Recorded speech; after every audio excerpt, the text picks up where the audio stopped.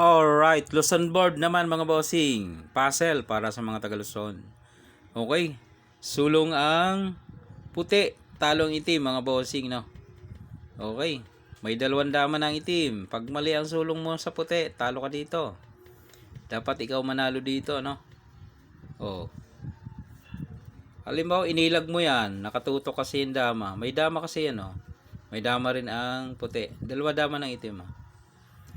Pababa ang itim, pataas ang puti. Yan, nakatutok.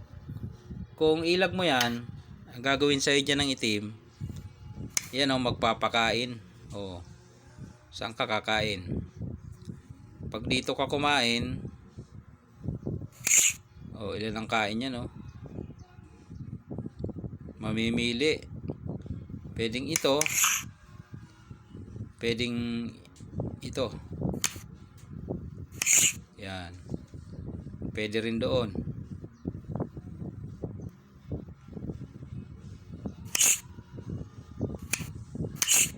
So maraming option, okay?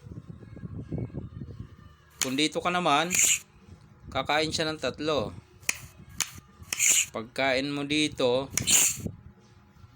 bubutasin na naman. So hindi mo natalo ang itim. Oh. Dapat matatalo ang itim, no? Yan ang problema. Yan ang susolusyonan. Nakatuto kasi eh. Pag inilag mo, may mga lansi na, may mga pakain na.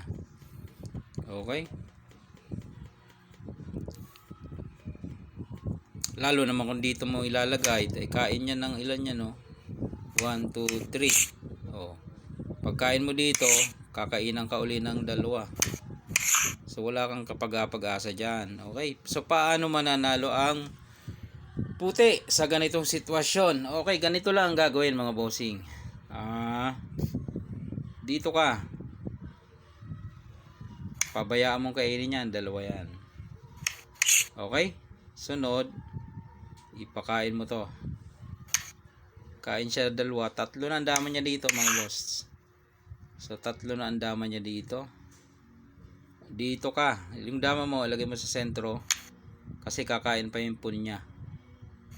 Yun. Ngayon, ipakain mo na to sa pun, sa piyon. Sumulong ka lang.